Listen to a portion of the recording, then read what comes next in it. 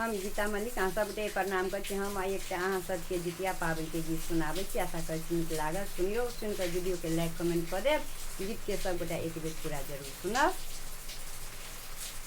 जितिया पाबनि बड़ी भारी गे बहिना, जितिया पाबनि बड़ी भारी, जितिया पाबनि बड़ी भारी गे बहिना, जितिया पाबनि बड़ी भारी।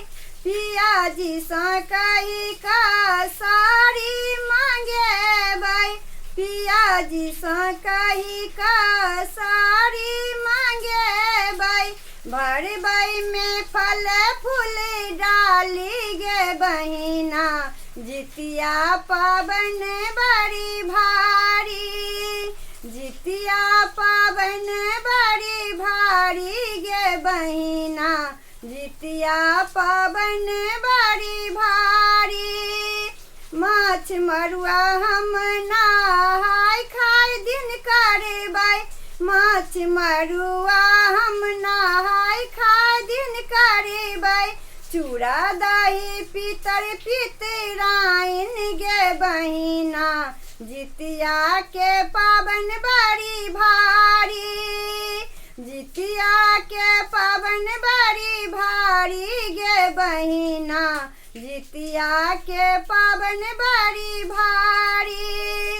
अष्टमी दिन हम निखंड रहबै, अष्टमी दिन हम निखंड रहबै, जितवाहन सँ विनती करबै, पुत्रक अरदा बढ़ेबै गे बहिना, जितिया पाबनि बड़ी भारी, जितिया पाबनि बड़ी भारी गे बहिना, जितिया पाबनि बड़ी भारी, जितिया पाबनि बड़ी भारी गे बहिना, जितिया पाबनि बड़ी भारी।